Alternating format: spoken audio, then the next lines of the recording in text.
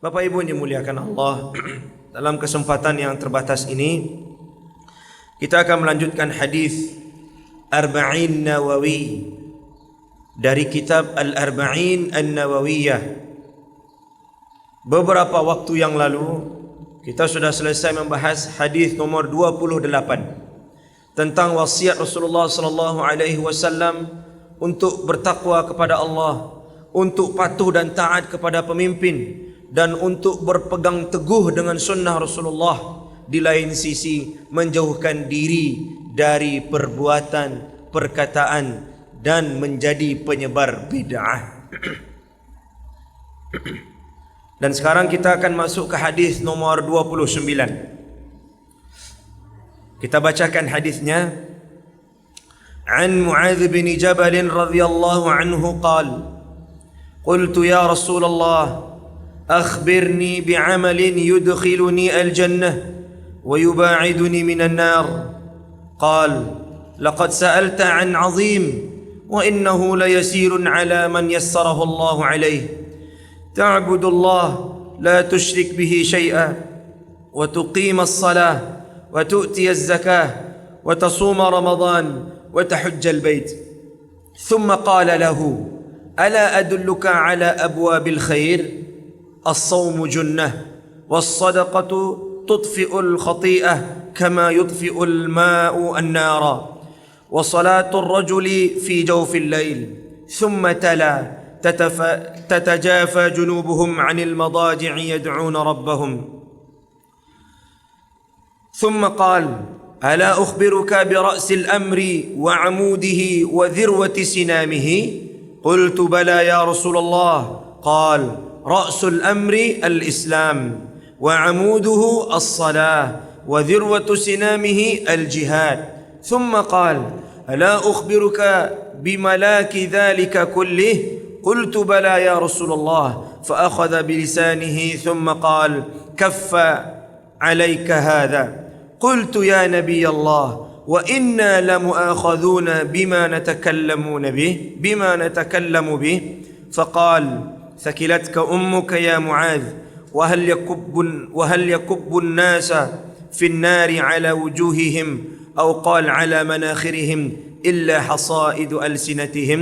رواه الترمذي أو الترمذي وقال: حديث حسن صحيح. Selesai. Hadis ini diriwayatkan oleh Mu'adz bin Jabal. Berbicara tentang Mu'adz, maka kita satu berbicara tentang pemuda-pemuda di kalangan sahabat. Mu'adz bin Jabal adalah salah seorang pemuda dari kaum Ansar, dari suku Aus. Bapak Ibu, kalau membahas Yathrib atau Madinah, biasanya kita membahas dua suku besar yang berperang puluhan mungkin bahkan ratusan tahun, Aus dan Khazraj. Ini adalah dua suku yang menjadi penduduk asli Madinah. Kemudian Mu'adz bin Jabal dari suku Aus. Beliau masuk Islam melalui perantara Mus'ab bin Umair. Dan kita tahu setelah Bai'at Aqabah pertama, Mu'adz bin Jabal, Rasulullah mengutus Mus'ab bin Umair untuk berdakwah ke Madinah. Dan ini sudah mulai persiapan hijrah. Bapak Ibu dimuliakan Allah. Dan kita tahu Mus'ab bin Umair berdakwah sebagai diplomat Islam, itu mengetuk semua pintu rumah orang Yathrib yang waktu itu namanya belum Madinah, karena Rasulullah belum datang.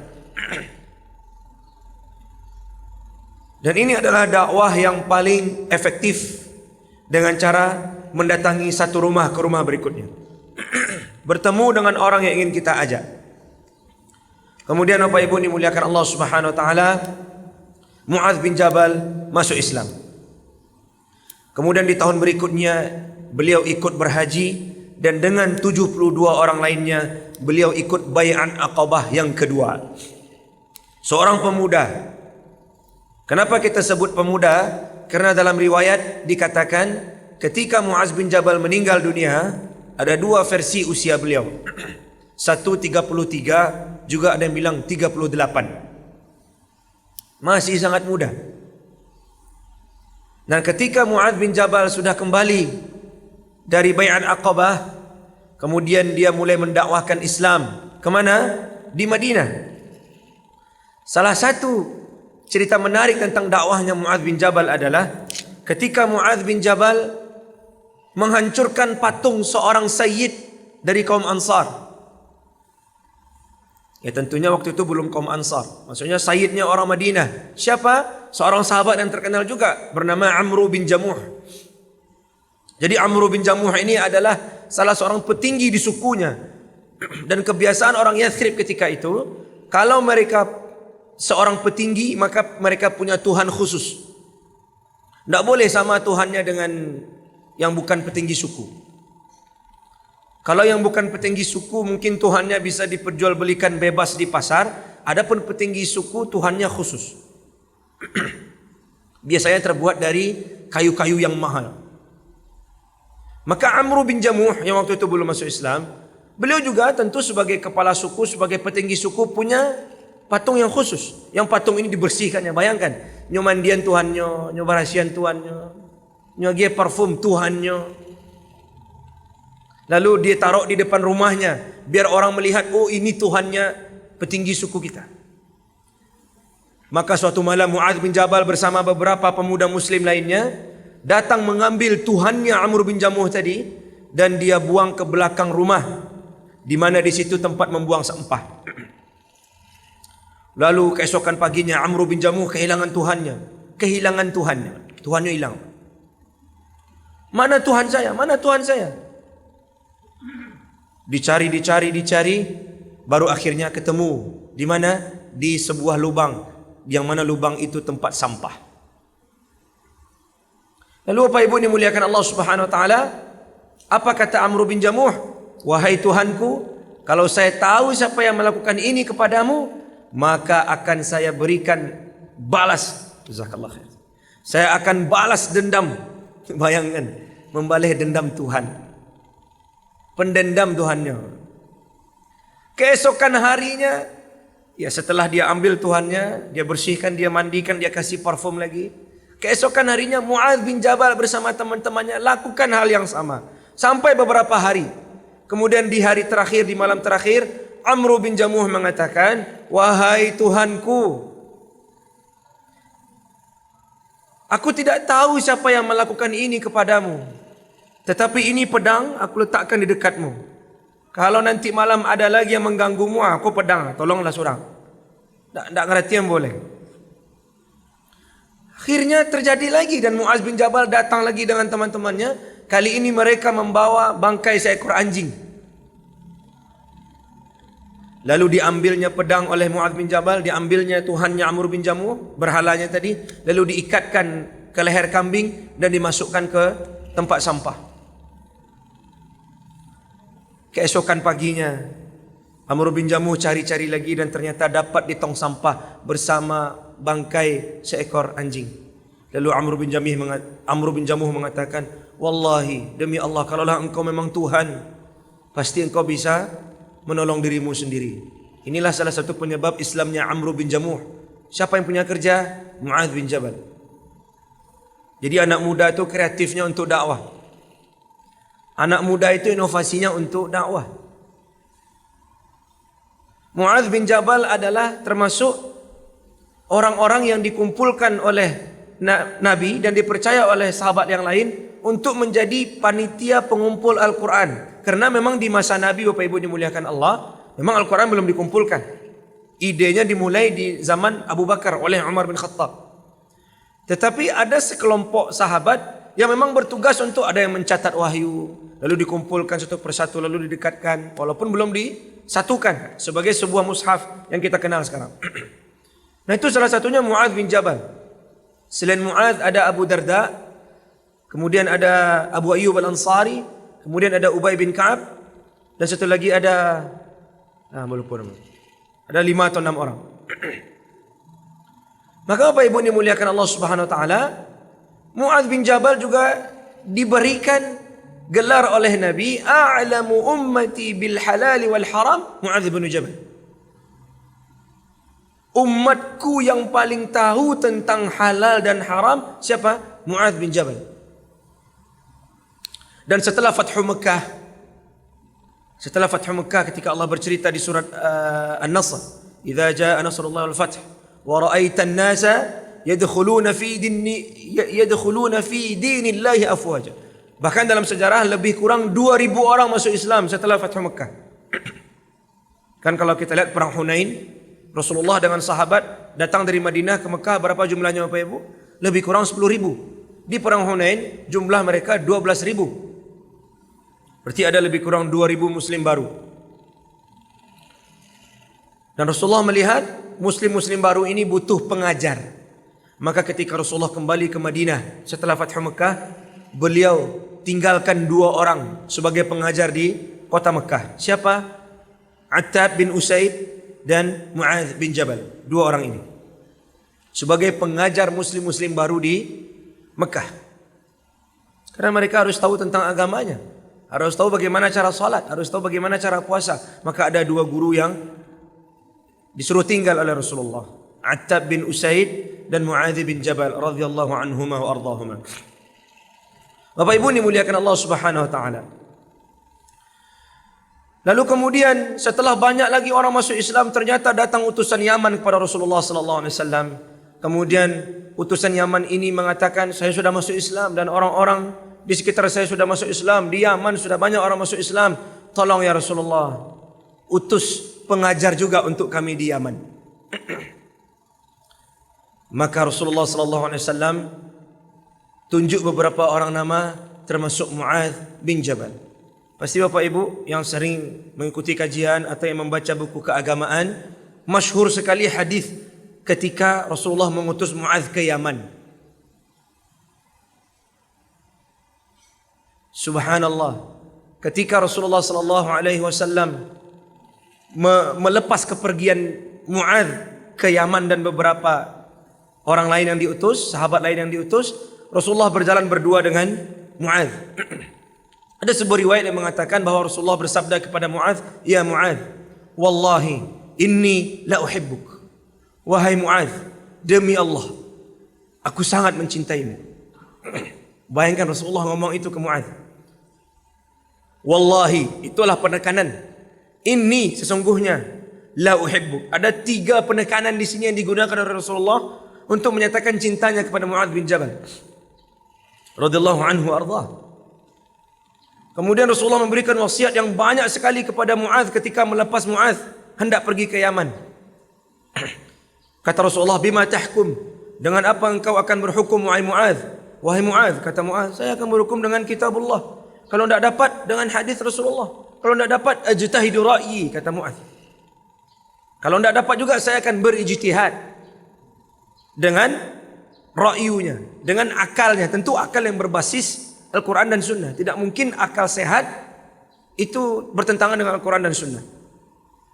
Kalau hawa nafsu, banyak yang bertentangan dengan akal, banyak yang bertentangan dengan Al-Quran dan Sunnah. Lalu kata Rasulullah, "Alhamdulillahilladzi waffaqa Rasulillah." Segala puji bagi Allah yang telah memberikan taufik dan hidayah kepada utusannya, utusan Allah.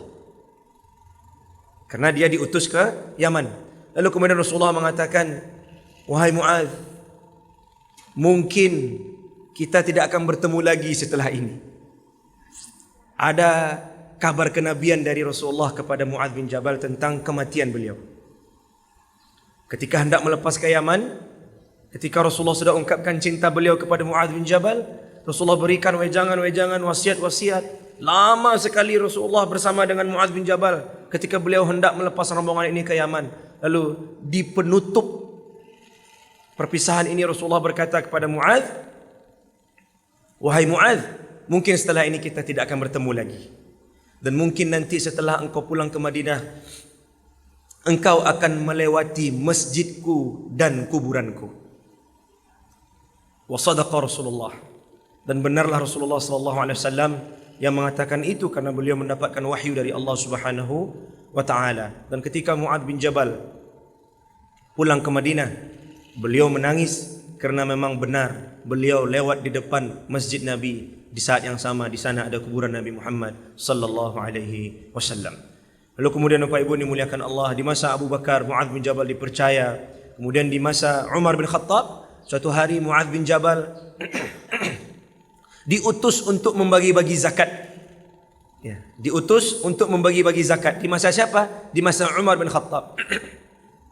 Setelah pulang, lah selesai bagi-bagi zakat, sebagai amil zakat, sampai di rumah, istri Mu'adz bertanya dan berkata kepada Mu'adz, "Wahai Mu'adz, tadi ketika pai modeko bantu engkau. Kini pulang modeko jo, tak ada seketik pun yang bisa dibawa pulang. Sebagai amil zakat kan ada haknya." Lalu kata Mu'adz, "Sungguh Umar mengutusku untuk membagi-bagi zakat dan juga mengutus satu orang pengawas. Jadi tak bisa potong-potong, tak bisa ambil zakat kau dah, ada pengawas." Kata Mu'adz, ngomong ke istrinya. Lalu istri Mu'adz protes, "Bagaimana mungkin engkau sebagai umat Rasul yang tahu dengan halal dan haram? Rasulullah sangat percaya kepada engkau, Abu Bakar sangat percaya kepada engkau. Kini Umar mengutusmu dengan satu pengawas. Tak percaya Umar ke engkau lah." Diam saja Mu'adz. Dan ini solusi terbaik menghadapi istri yang sedang meledak-ledak. Begitu kata para guru gitu. Diam saja. Dan terdengarlah cerita ini kepada perempuan-perempuan di Madinah, termasuk kepada istri-istrinya Umar bin Khattab. Lalu istri-istri ini juga bertanya, mungkinkah Amirul Mukminin, mungkinkah suami kita Umar bin Khattab tidak percaya kepada Mu'adz bin Jabal? Bakok nyutus, lebat tu cerita kau. Ditanyakanlah kepada Umar bin Khattab, sampailah berita itu kepada Umar. Lalu Umar panggil Mu'adz, "Mu'adz, kemari dulu. Ada apa wahai Amirul Mukminin? Betulkah engkau berkata kepada istrimu bahwa aku mengutusmu saat membagi-bagi zakat dengan satu orang pengawas, mengawasi kerjamu?" Kata Mu'adz, "Betul wahai Amirul Mukminin." "Betulkah aku mengutusmu dengan satu orang pengawas?" "Ya ndak." "Tu mengenai itu engkau ceritakan?" Kata Mu'adz bin Jabal, "Ndak ada alasan lain yang bisa membuat bini ambo diam kecuali itu." Dan memang di dalam hadis dikatakan boleh berbohong kepada istri atau kepada suami untuk membuat dia ridha. Kata-kata boleh itu ada standar dan batasnya. Jangan berlebihan, Pak. Boleh itu ada standar dan batasnya dan aturannya ketat, tapi boleh. Lalu kata Umar bin Khattab, lalu Umar pergi ke Baitul Mal, lalu Umar ambil sedikit harta, kata Umar, ambil aku, agilah ke bini aku supaya senang lotinya. Umar pun mengerti karena Mu'adz ada hak di situ. Bapak Ibu dimuliakan Allah, kemudian beberapa waktu datang pula gubernur Syam mengadu kepada Umar, "Wahai Umar, sudah banyak orang masuk Islam, tolong utuslah guru-guru. Utus guru." Maka Umar panggil 5 orang tadi. Di situ ada Mu'adz bin Jabal, ada Abu Darda, ada Abu Ayyub al-Ansari, kemudian ada Ubay bin Ka'ab. Cik leko lupa mana-mana. Subhanallah. Lalu diutuslah 3 orang. Berangkatlah 3 orang. Kata Umar, mulailah dari Hims, sebuah kota di Syam, kota Hims. Kemudian kalau sudah okey penduduk Hims, tinggal seorang, pindahlah ke Damaskus. Kalau okey penduduk Damaskus, tinggal seorang, pindah ke Palestin, kata Umar. Maka akhirnya berangkatlah mereka bertiga. Singkat cerita, Mu'adz bin Jabal dapat jatah berangkat ke Palestin. Dan sampai di sana Mu'adz bin Jabal berdakwah, memberikan ilmunya, mengajarkan orang tentang hadis, tentang Al-Quran. Bahkan Bapak Ibu dimuliakan Allah, para tabi'in menceritakan salah satu majlis yang paling banyak dipenuhi oleh para sahabat di Syam itu adalah majlisnya Mu'adz. Bahkan kalaulah ada Mu'adz duduk di suatu tempat, lalu orang sedang berbicara tentang hukum halal dan haram, sekelas sahabat Nabi berbicara tentang halal dan haram, lalu datang Mu'adz, semua diam. Kenapa? Karena orang yang paling tahu tentang halal dan haram sudah datang. Diam sadunya. Kalaulah datang Mu'adz, ibarat tayamum, tibu ayah, batal tayamum. Maka di Palestin, Mu'adz bin Jabal kena wabah. Ini terkenal sekali wabah di zaman Umar bin Khattab, ta'unul amwas. Dan beliau meninggal karena wabah tersebut. Radhiyallahu anhu wa ardhah. Bapak Ibu dimuliakan Allah Subhanahu wa taala, itu sedikit episode tentang Muadz bin Jabal. Hadis ini sebenarnya tidak rumit. Muadz bin Jabal bertanya kepada Rasulullah, "Ya Rasulullah, beritahu saya tentang sebuah amal yang dengannya saya masuk neraka dan yang dengannya saya masuk surga." Naudzubillah. Yang dengannya saya masuk surga dan saya jauh dari neraka. Bayangkan sekelas Muadz bin Jabal, itu pertanyaannya ke Nabi. Orang yang paling tahu tentang halal dan haram, orang yang paling dekat dengan Nabi Muhammad sallallahu alaihi wasallam, orang yang diutus untuk menjadi pengajar muslim-muslim di Mekah, orang yang diutus ke Yaman, orang yang diutus untuk mengajar ke Syam. Sahabat Nabi masih bertanya tentang, tolong beritahu aku ya Rasulullah, kabari aku, amal apa yang dengannya aku masuk surga dan jauh dari api neraka. Dua ini harus sejalan, masuk surga dan selamat dari neraka. Karena kita punya 3 pilihan. Pilihan pertama, na'udzubillah, masuk neraka. Na'udzubillah. Pilihan kedua, masuk surga tapi masuk neraka dulu, dibakar dulu dosanya. Na'udzubillah. Atau pilihan ketiga, langsung masuk surga. Maka Muadz bertanya, "Ya Rasulullah, kabari aku amalan yang dengannya aku masuk surga dan selamat dari neraka." Jadi jangan dulu masuk neraka, langsung surga. Apa jawaban Nabi? "Qad sa'alta an 'azim, wahai Muadz, sungguh engkau telah bertanya tentang sesuatu yang sangat penting. Azim, dan agama ini penting. Semua perkara agama penting. Bukankah Allah berfirman, "Inna sanulqi 'alaika qawlan thaqila." Kami akan berikan kepadamu agama, wahyu, apa? Qawlan thaqila, perkataan yang berat. Suatu ketika Imam Malik ditanya oleh muridnya, "Wahai Imam, saya ingin bertanya tentang agama, tapi pertanyaanku ya ringan, tak lo payah dah." Kata Imam Malik, tidak ada yang ringan dalam agama ini. Qawlan thaqila. Tetapi walaupun dia berat, Rasulullah SAW kasih kabar gembira. Wa innahu la yasirun liman yassarallahu lah. Dan sesungguhnya dia mudah. Memang pertanyaan engkau ini susah. Pertanyaan engkau ini agung, wahai Muadz. Pertanyaan engkau ini besar. Pertanyaan engkau tidak biasa. Tetapi dia mudah bagi orang-orang yang Allah kehendaki. Mirip dengan Al-Quran. Ketika Allah berfirman, "Inna sanulqi 'alaika qawlan thaqila." Wahai Muhammad, kami akan berikan kepadamu perkataan yang berat. Seakan-akan Al-Quran susah untuk dipahami, susah untuk dihafal, susah untuk diamalkan. Memang, tetapi di ayat lain Allah mengatakan, "Walaqad yassarnal Qur'ana lidzikr." Dia susah, tapi Allah berikan kemudahan bagi orang-orang yang mau. Karena dalam hadis lain Rasulullah mengatakan, "Kullu ummati yadkhuluna al-jannah illa man aba." Semua umatku pasti masuk surga kecuali yang tidak mau. Rasulullah bersabda, "I'malu fa kullun muyassarun lima khuliqalah." Beramallah, berbuatlah, taatilah Allah, karena sesungguhnya masing-masing akan dimudahkan untuk menuju takdirnya. Maka tugas kita beramal.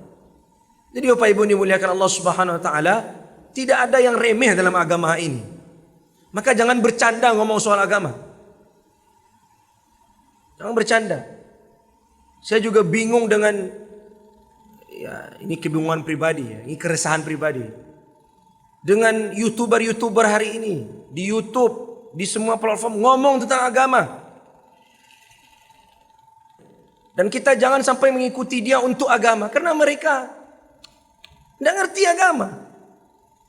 Lalu ngomong tentang agama. Kalau kita urutkan nama-nama banyak. Kadang acara di TV ada fenomena agama yang ditanya artis. Yang tak solatan tak, yang laki-laki entah sunat tak. Perkara agama semuanya perkara serius. Karenanya Rasulullah SAW pernah menegur keras sahabat yang bercanda tentang agama. Bahkan dalam ayat dikatakan orang-orang yang mempercandakan agama ini sudah kafir, murtad. Tidak boleh. Apalagi kita menjadi penikmat candaan-candaan agama. Apalagi sekarang semua mau jadi stand up comedian. Sekarang semua mau jadi artis, semua jadi YouTuber. Asal buat orang ketawa, viral. Asal bisa buat orang ketawa, banyak uang. Asal bisa buat orang ketawa, banyak teman. Kadang agama dijadikan bahan tertawaan. Qad kafartum. Kata Allah, kalian sudah kufur. Ini bukan perkara bercanda, perkara agama. Bahkan dalam bercanda pun agama mengatur. Tidak boleh bohong. Tidak boleh berlebihan. Tidak boleh menzalimi orang. Kadang dibawakan qala Allah, dibawakan qala Rasul. Ini kata para ulama, ini kata Allah, ini kata Rasul, ini kata para ulama, ini kata para salaf. Dia bercanda aja. Maunya apa kata dia? Maka Bapak Ibu dimuliakan Allah SWT, ketika Rasulullah mengatakan wa innahu la'azim, wahai Mu'adz, apa yang kau tanyakan ini perkara agama dan ini adalah yang paling agung, yang paling penting, yang paling dahsyat. Sehingga untuk perkara agama kita jangan main-main. Sebagai poin terakhir Bapak Ibu dimuliakan Allah SWT, ketika kita katakan jangan main-main untuk perkara agama, maka seriuslah, berarti kalau harus keluar tenaga, harus keluar pitih, harus habis waktu, pastikan ada manfaat untuk agama. Kita mau investasi apapun itu, pastikan ada manfaat untuk agama. Kita mau beraktivitas apapun aktivitasnya akan membuat kita mengeluarkan tenaga, bahkan menyita waktu kita. Ada yang bekerja bahkan 18 jam sehari, 8 jam sehari, 10 jam, macam-macam. Semua pekerjaan yang mungkin bersifat duniawi tidak masalah, tapi pastikan ada andilnya untuk keuntungan agama kita. Ini poin penting. Wa innahu la'azim, karena perkara agama adalah perkara penting. Orang-orang yang nanti dimasukkan ke dalam surga Allah hanyalah orang-orang yang menganggap agama ini penting, yang serius dalam menjalankan agama. Dan tidak lama, hanya 60-an tahun saja, sebagaimana sabda Rasulullah sallallahu alaihi wasallam. Bapak Ibu dimuliakan Allah Subhanahu wa taala, berikutnya dalam hadis ini Rasulullah memberikan jalan-jalan masuk surga, tapi insyaallah karena sudah cukup 32 menit ini, mungkin kita cukupkan. Semoga pada pertemuan berikutnya bisa kita lanjutkan potongan kedua dari hadis tentang amal yang dengannya kita masuk surga dan jauh dari api neraka. Dan penjelasan hadis ini ketika Mu'adz bin Jabal hanya bertanya satu pertanyaan, tapi belum mendapatkan satu jawaban. Ada bonusnya, ada bonusnya, ada bonusnya. Apa bonusnya itu? InsyaAllah akan kita lanjutkan pada pertemuan berikutnya. Demikian Bapak Ibu dimuliakan Allah SWT. Semoga Allah rahmati kita dan semoga Allah jadikan hari ini lebih baik bagi kita di sisi Allah daripada hari kemarin. Kita tutup dengan hamdalah dan kafaratul majlis. Alhamdulillahirabbil alamin. Subhanakallahumma bihamdik, asyhadu an la ilaha illa anta, astaghfiruka wa atubu ilaik. Banyak maaf. Assalamualaikum warahmatullahi wabarakatuh.